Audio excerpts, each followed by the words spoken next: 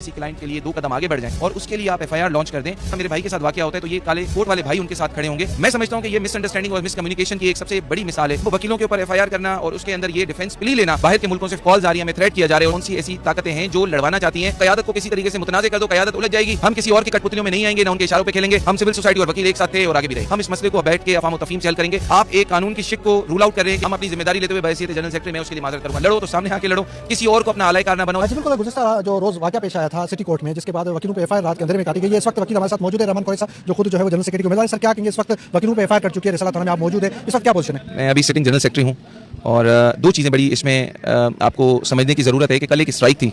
उस स्ट्राइक की अगर इतला नहीं थी तो बार एसोसिएशन का दफ्तर हमेशा अवेलेबल रहता है और पाकिस्तान भर से कोई भी दोस्त आके वकालत कर सकता है। मगर वो जो इशू था वो भी अल्टीमेटली पुलिस के एक एसएसपी के खिलाफ था कि जिन्होंने गुनाह एक शख्स ने किया और आपने पूरे खानदान को उसके अंदर कैद कर दिया। कैद करने के बाद ये एक प्रैक्टिस है पूरे सिंध के अंदर कि आप जाके उनके घरों को बिल्डोज कर देते हैं। ये माली नुकसान और उनको जहनी टॉर्चर देके उस पूरे खानदान को जिंदगी में कुछ और सोचने समझने से दूर करते हैं। अब वो स्ट्राइक जब उस चीज़ के ऊपर थी तो कुछ दोस्त इंसाफ के उसूलों के लिए डिस्ट्रिक्ट कोर्ट्स आते हैं, मगर वो उनके साथ कंपनी कोई 20-25 लोग भी होते हैं और वो वहाँ पर आके अपनी सोशल मीडिया के अंदर कुछ ऐसे अल्फाज इस्तेमाल करते हैं कि हम यहाँ पर मौजूद हैं, अभी गुटके पान वाले वकील कहाँ पर हैं। तो पहले तो ये बयानिया मैं समझता हूँ कि ये उस सोशल मीडिया इन्फ्लुएंसर का था, ये कोई सोशल मीडिया के इन्फ्लुएंसर का नहीं था। तो उसके लिए उसको खुद शर्मिंदा होकर इस बात के ऊपर एक तस्लीम करना चाहिए कि मेरी वजह से हमने तमाम फ्रेटर्निटी की दिल आज़ारी कर दी। चलें आप आए, आप 19 तारीख को आए, आपको अजरक पहनाया दोस्तों ने, एक सेंसिटिव इशू था, उसकी एफआईआर थी, आपको उसमें अगर कोई भी डिस्टर्ब कर रहा है बार एसोसिएशन में, हम खुद आपको प्रोटेक्शन देंगे।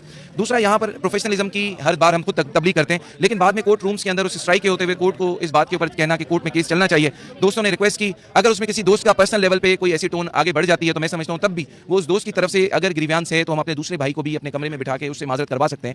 लेकिन ये कहीं पे भी इस चीज़ को सफाइस नहीं कर सकता कि आप किसी क्लाइंट के लिए 2 कदम आगे बढ़ जाएं और उसके लिए आप एफआईआर लॉन्च कर दें, क्योंकि कल को अगर कोई खुदा न खास्ता मेरे भाई के साथ वाकया होता है तो ये काले कोट वाले भाई उनके साथ खड़े होंगे। यहाँ पर इस मुल्क में वजीर आज़मों को जेलों के पीछे डाला गया है, यहाँ पर लोग माफिया स्ट्रॉन्ग होती है, वो अपने प्रोपोगेट करती है। मैं समझता हूँ कि ये मिसअंडरस्टैंडिंग और मिसकम्युनिकेशन की एक सबसे बड़ी मिसाल है, जिसको सही तरीके से अगर हम सब मिलकर बैठ के हल करते तो शायद इतना एस्केलेट नहीं करता। अब वकीलों के ऊपर एफआईआर करना और उसके अंदर ये डिफेंस प्ली लेना, आप एक कानून की शिक को रूल आउट कर रहे हैं कि मिसकंडक्ट के अंदर बार काउंसिल अवेलेबल थी, आप वहां पे कंप्लेन करते, वहां पर अगर तो कोई एक्यूज को भी कहता है कि मुझे मारा गया तो उसकी भी वहां पर एप्लीकेशन ट्रीट हो सकती है। Punjab bar council, Sindh bar council को अब मैं इन्वाइट करता हूं खुले दिल से कि आप कराची बार के साथ बैठें। हमारे दोस्तों में से कोई खराबी होगी मैं हाजिर हूं, हम उसमें सबसे पहले कदम बढ़ाएंगे, हम गले से लगाएंगे। हम अपनी जिम्मेदारी लेते हुए बहसीयत जनरल सेक्रेटरी मैं उसके लिए माजरत करूंगा। लेकिन बाद में आफ्टर थॉट के अंदर ये जो एक सोशल मीडिया पे कैंपेन बनाई के दूसरे मेरे भाई उसके अंदर इन्वॉल्व हुए हैं, वो ये देखें कि ऑलरेडी कुछ इदारे हमारे खिलाफ हैं। उन इदारों में से कुछ अगर गवर्नमेंट के लोग अपने नैब के नोटिस में चीफ जस्टिस के कमरे के बाहर कभी खड़े हुआ करते थे, वो आज चीफ जस्टिस को डायरेक्शन दे रहे हैं। तो मैं ये कहता हूं कि चीफ जस्टिस फिर मेरा चीफ जस्टिस है, वो मुझे कहेगा, मैं बार एसोसिएशन की तरफ से चला जाऊंगा, वहां पर उनको ब्रीफ करूंगा, जिम्मेदारी लूंगा और चीजों को सही करूंगा। लेकिन अगर वो इस तरीके से किसी और इशू को यहाँ पर एस्केलेट करके फिर आफ्टर थॉट में सोशल मीडिया के दोस्तों को इन्वॉल्व करके महाज खड़ा करेगा उन लोगों के खिलाफ कि जिन्होंने यहाँ पर हक सच की आवाज बुलंद की है, तो वो काबिल कबूल नहीं है, उसको हम काबिल कबूल नहीं करते।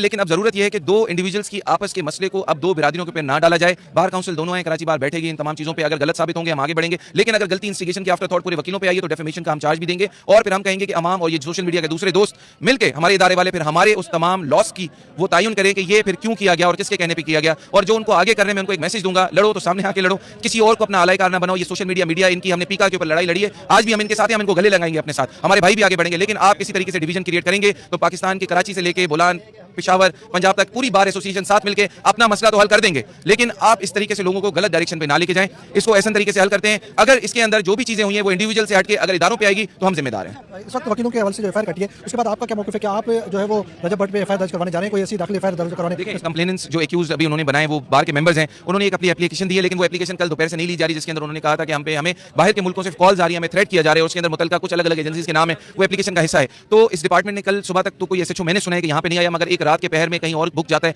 दूसरी तरफ से एफआईआर हो जाती है। तो ये भी सोचना समझना होगा कि इसके ऊपर कौन सी ऐसी ताकतें हैं जो लड़वाना चाहती हैं सिविल सोसाइटी और मीडिया पर्सनल्स को और वकीलों के अंदर एक रिफ्ट को क्रिएट किया जा रहा है। और इसका सीधा काम ये है कि आप क़यादत को किसी तरीके से मुतनाज़ कर दो, क़यादत उलझ जाएगी, ये दूसरे मसले पे बोलेंगे नहीं, जहांगीरी पे नहीं बोलेंगे, ईमान मजारी पे नहीं बोलेंगे। तो आप ऐसा ना करें। अपने भाइयों को भी मैं कहूंगा कि डिसिप्लिन का मुजाहरा आपने जिंदगी भर किया, अभी भी आप कर रहे हो, आपके अंदर अल्लाह ने सब्र दिया है। हम इस मसले को बैठ के अफाम तफहीम से हल करेंगे और मैं मीडिया पर्सनल्स को और सोशल मीडिया के दोस्तों को खुले दिल से इन्वाइट करता हूं। कराची बार में हम बैठ जाते हैं, आप अगर उनके अल्फाज की ओनरशिप नहीं लेते इसका मतलब वो गलत है, अगर मैं ओनरशिप नहीं लेता मतलब वो गलत है, तो हमें बैठ के इस मसले को हल करना पड़ेगा। हम किसी और की कठपुतलियों में नहीं आएंगे, ना उनके इशारों पे खेलेंगे। हम सिविल सोसाइटी और वकील एक साथ थे और आगे भी रहेंगे इंशाल्लाह। बिल्कुल, रहमान कुरैशी साहब का मौक़िफ़ सुना, उनका ये कहना है कि अफाम तफहीम से ये मसला मसला हल करेंगे। इस वक्त वकला जो है थाने पे पहुंचे हुए हैं, रसाला थाने पे, जहां गुज़िश्ता रोज़ जो रजब बट में जो तशद्दुद है उसके खिलाफ इस वक्त एफआईआर काटी गई है वकला पे, जिस पर वकला इस वक्त एहतजाज कर रहे हैं। और वकला का यही मौक़िफ़ है कि हम जो है अपना जो यहाँ पे एसएचओ से सिर्फ एफआईआर है उसको मिलकर बात करना चाहते हैं, लेकिन एसएचओ इस वक्त थाने में मौजूद नहीं है। जी।